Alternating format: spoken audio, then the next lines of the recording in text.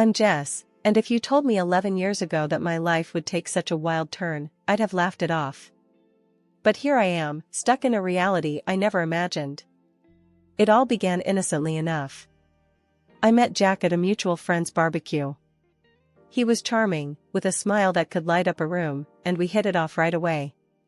Fast forward through a whirlwind romance, and we were married, living what seemed like a dream. A year into our marriage, our son Max came into the world, making our little family feel complete. Life got real tough when Max started getting sick all the time. My job was on the line, but my boss, Mr. Harris, he was a lifesaver. Jess, you're a rock star at work, and we can't lose you. How about you work from home? Keep an eye on the little guy and keep the ball rolling here, he suggested. And just like that, my living room turned into my new office. Juggling work calls, Max's needs, and household chores became my new norm. But that's where the fairy tale ended and real life began. As I became this superwoman handling it all, something in Jack changed. The man who used to help around the house, who used to play with Max for hours, began to change. It was like he resented me for being at home, even though it was for our son. He'd walk in from work, not even a hello before he'd slump on the couch, eyes glued to his phone. Jack, could you help Max with his homework? I'd ask after a long day of balancing spreadsheets and laundry. I'm beat, Jess. You handle it. You're home all day, aren't you? He'd reply, not even looking up. His words stung, but I bit my tongue. I didn't want to fight in front of Max, who was becoming more perceptive each day. But it wasn't just me. His attitude towards Max shifted too. Gone were the days of patient father-son chats. Now, it was all short, snappy comments. Max, quit being a baby. Man up. Jack would snap when Max struggled with something. I tried to talk to Jack about it, to understand what was eating at him. But every attempt just bounced off him like he was made of stone. Jack, we need to talk. This isn't working, I said one evening when Max was at a sleepover. Here we go again. Nag, nag, nag. You know, maybe if you weren't so busy playing the perfect housewife, you'd see I'm dealing with real stress at work, he retorted, his words laced with a bitterness that took me aback. But we're supposed to be a team, Jack. It's us against the problem, not us against each other, I shot back, my patience wearing thin. Save it, Jess. I've got enough on my plate without home becoming another battlefield, he said, dismissing the conversation with a wave of his hand before storming out. I stood there, in the silence of our living room, feeling more alone than ever. It was like living with a stranger, a man who wore the same face as my husband but carried none of his warmth, none of his love. The shift in Jack's behavior didn't just come out of the blue.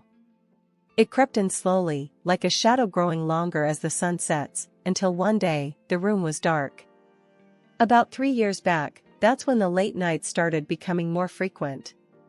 Each time Jack walked through the door past midnight, his excuses were as thin as paper.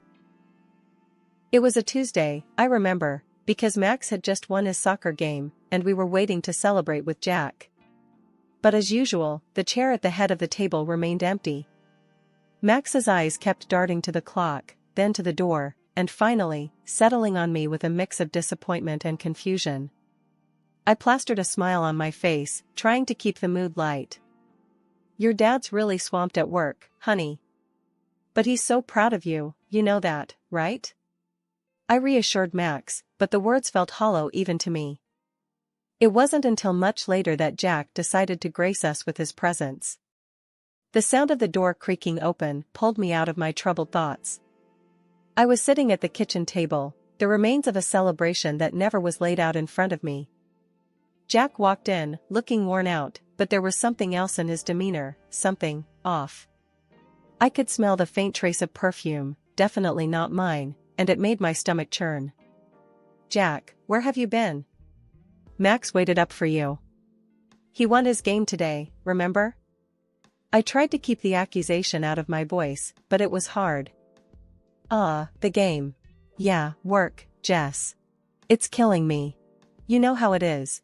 Jack mumbled, not even bothering to meet my gaze as he made a beeline for the fridge. No, I don't know, Jack. It seems like work is all you ever have to say these days. And what's that smell? Since when do your colleagues wear such strong perfume? I pushed, the words spilling out before I could stop them. Jack's head snapped up, his eyes narrowing. What are you implying, Jess? That I'm cheating on you? That's rich, coming from someone who's holed up here all day. The accusation stung, and I felt my face flush with anger. I'm here taking care of our son, our home, while you're out there doing God knows what. And it's not just the perfume, Jack. I found a strand of black hair on your jacket. Last time I checked, my hair was blonde. Jack let out a scoff, his ego inflating like a balloon. Oh, please, Jess. You're being paranoid. You think just because I come home smelling like someone else's perfume, I'm having an affair? Maybe you're just jealous. Maybe you still want me, huh? I was taken aback by his mockery. It wasn't like him. The Jack I knew would have reassured me, would have laughed it off and made me feel like a fool for even doubting. But this man, this stranger in my kitchen, he was egging me on, almost enjoying it. You think this is funny, Jack? Our marriage is hanging by a thread, and you're standing there making jokes? What happened to you? My voice broke, the frustration and hurt I'd been bottling up finally spilling over. Jack shrugged, his expression cold and detached. Maybe I've just had enough, Jess. Enough of this domestic bliss you keep trying to shove down my throat. I'm out there busting my ass every day, and I come home to this nagging and suspicion. You want to know where I've been? Out, where I don't have to deal with this crap. With those words, he grabbed a beer from the fridge and headed towards the living room, leaving me standing there, a mix of disbelief and anger coursing through me. As I heard the TV flick on, the familiar sound of laughter from some late-night show filling the house, I realized that the gap between us had grown too wide to bridge with mere words. The day started like any other, with Max's laughter filling the house as I juggled work and household chores. But a call from Mr. Harris changed everything. Jess, we need you in the office today. Big client coming in, and we can't do this without you, he said. I was torn. Max was down with one of his fevers again, and with Jack's unpredictable schedule, I couldn't just leave our son alone. I called Jack, hoping he'd understand the urgency. Jack, it's important. Mr. Harris needs me at the office. Can you come home early today? Max isn't feeling well. Jack's response was a cold splash of reality. Are you kidding me, Jess?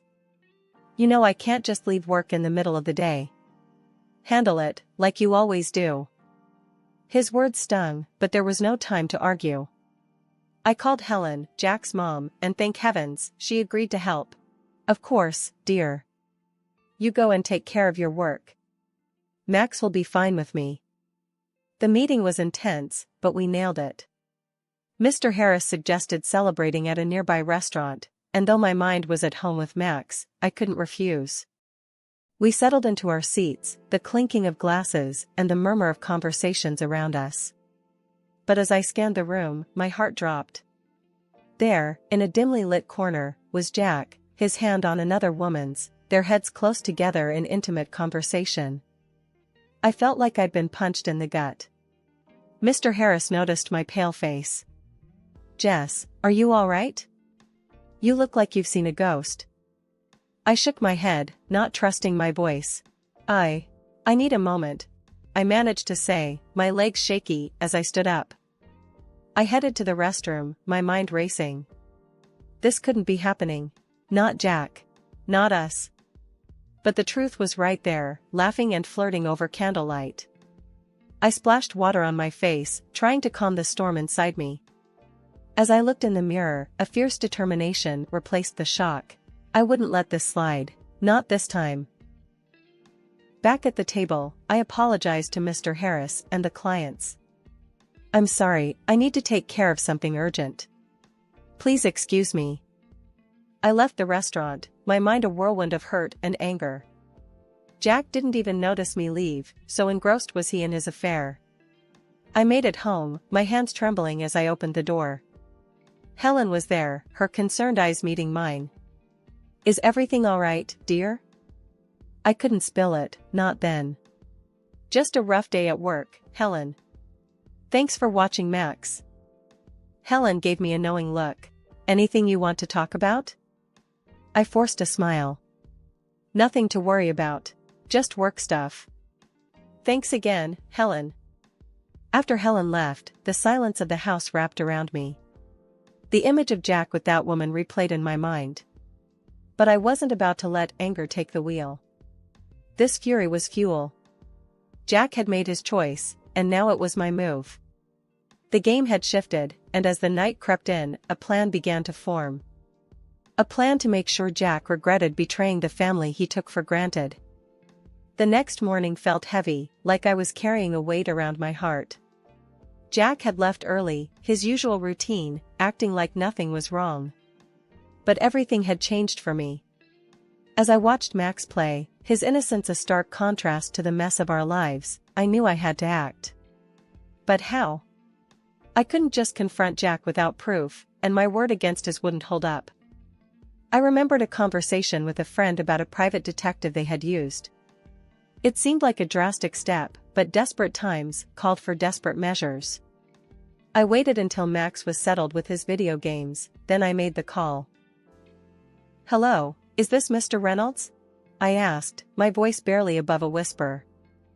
"Yes, this is he." "How can I help you, ma'am?"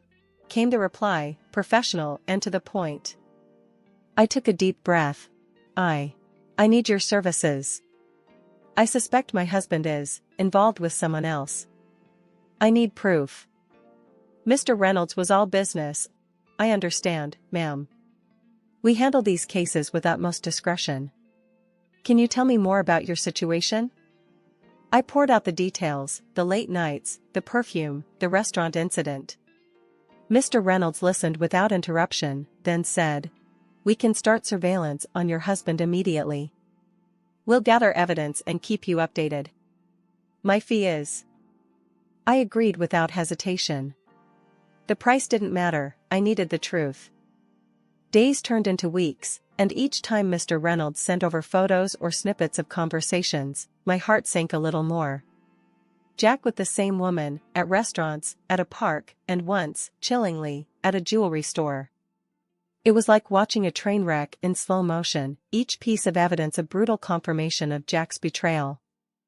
One evening, as I sat staring at the latest set of photos, Max came up to me. "Mom, why are you sad? Did something happen?" I quickly hid the photos and forced a smile. "It's nothing, honey. Just some work stuff. You know how it is." Max looked unconvinced. "If Dad is making you sad, I can tell him to stop. He should be nice to you." I hugged him, tears threatening to spill. "You're such a good boy, Max. But it's not your fight. Mom's got this under control, okay?" Max nodded, but his eyes still held worry.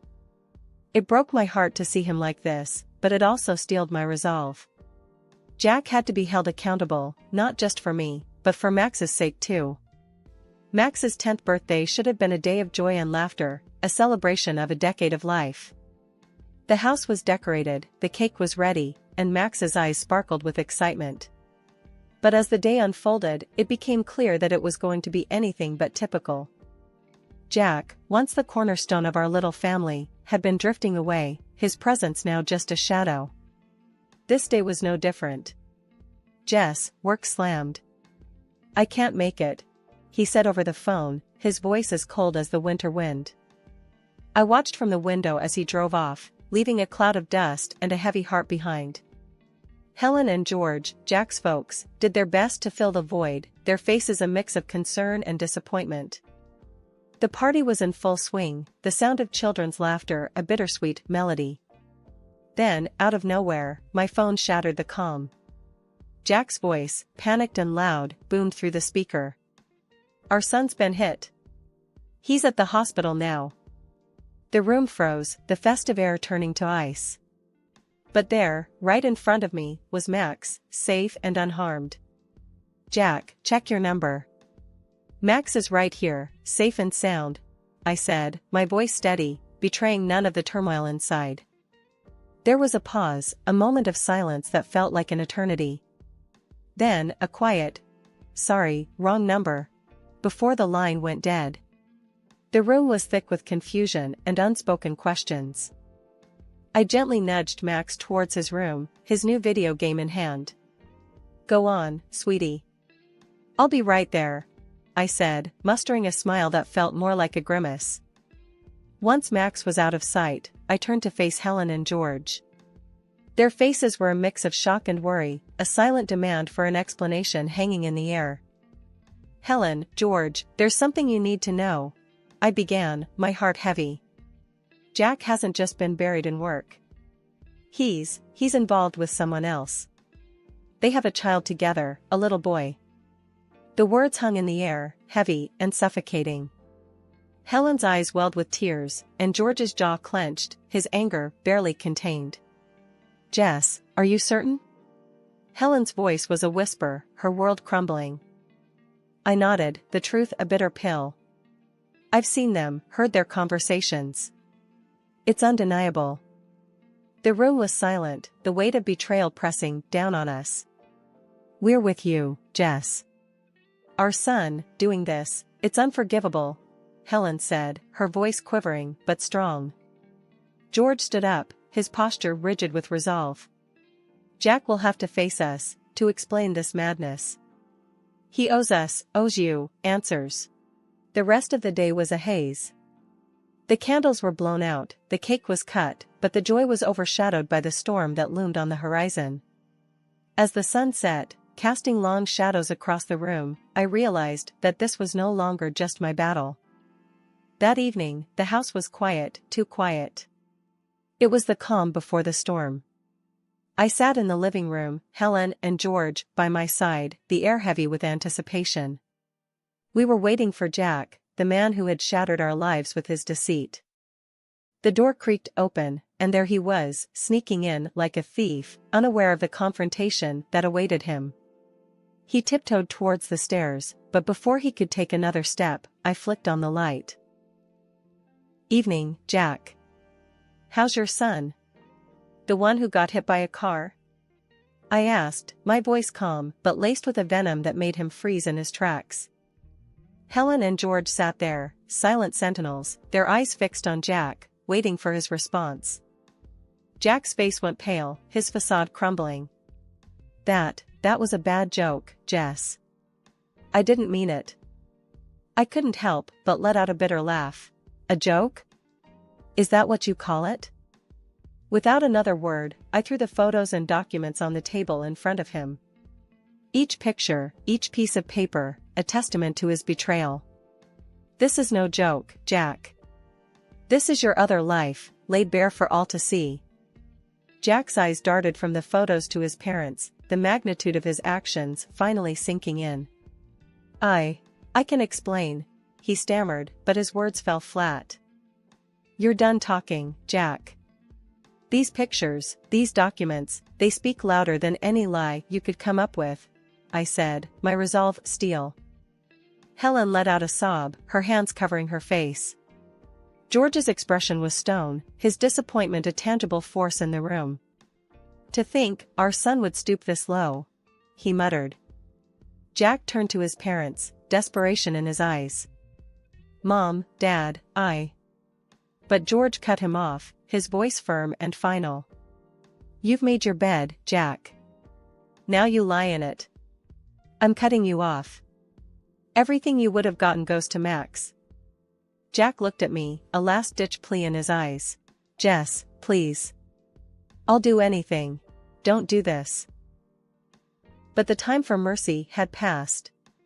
"You had your chance, Jack. Now it's time you face the consequences. I want a divorce, and I'll make sure you pay for every heartache you've caused." The room was silent, the finality of my words hanging in the air. Jack, defeated and broken, gathered his things, his departure marking the end of our life together, but the beginning of a new chapter for me, for Max, for us. Days after Jack's departure, the echo of the door slamming still hung in the air like a bad odor. I thought I'd seen the last of the drama, but I was dead wrong. The doorbell rang, a sharp, intrusive sound that felt like an invasion. Standing there, with a smirk that could sour milk, was Jack's mistress, her confidence as misplaced as her morals. Well, if it isn't the jilted wife. Time to pack up, darling. Jack's with me now, and so's everything that was yours. This pretty little house? I'm thinking curtains, maybe some new furniture. Her words were like nails on a chalkboard. I couldn't help but laugh, the sound bitter. You're dreaming if you think you can claim my house. This place? It's from my family. Jack couldn't lay a claim on it if he tried. Her smug expression faltered, confusion and anger warring on her face. She whipped out her phone, her false nails tapping furiously. Jack, you better explain this right now. You said this house was ours. In no time, Jack was at the door, his face ashen. The house, it's Jess's, he stammered, avoiding my gaze. The mistress's face turned a shade of red I didn't know existed. You pathetic liar. You promised me a fairy tale, and now you're telling me it's just a bedtime story? I watched the drama unfold, my arms crossed, a smirk playing on my lips. But I had one more card to play. Seems like we're airing dirty laundry today. Why not throw in these? I said, slapping the photos on the table. Looks like someone's been two-timing. Here you are, leaving a hotel with another man. Care to explain, sweetheart? The room erupted into chaos, a tornado of insults, accusations, and shattered illusions. I stood there, the eye of the storm, watching the destruction. Thinking of a paternity test, Jack? Might want to find out if you're really the daddy. The aftermath was a scene from a soap opera. The mistress, her dreams shattered, stormed out, leaving Jack standing in the ruins of his choices. And me? I stood tall, the victor in a battle I never wanted to fight. The final chapter of the tumultuous saga brought both closure and new beginnings. The divorce was more than a legal separation, it was the severing of ties that had bound me to a life of uncertainty and betrayal. Jack, in a desperate attempt to cling to a shred of dignity, underwent the DNA test, only to have his illusions shattered. The child he thought was his bore no trace of his DNA. Helen and George, once the loving grandparents and in-laws, now stood as my steadfast allies. George's decision to create a trust fund for Max wasn't just about securing a future for his grandson, it was a statement, a clear denouncement of Jack's actions. This boy's future won't be clouded by his father's shadow, George had said, his voice heavy with a mix of anger and resolve. The house, once filled with laughter, then whispers of betrayal, was now a sanctuary of peace. It was during one of these quiet evenings that Mr. Harris, or Tom as he insisted, visited. His presence had always been a source of comfort, but this time, there was a different energy about him. Jess, I hope it's okay, me dropping by like this, Tom began, his hand slightly fidgeting, a contrast to his usual composed demeanor.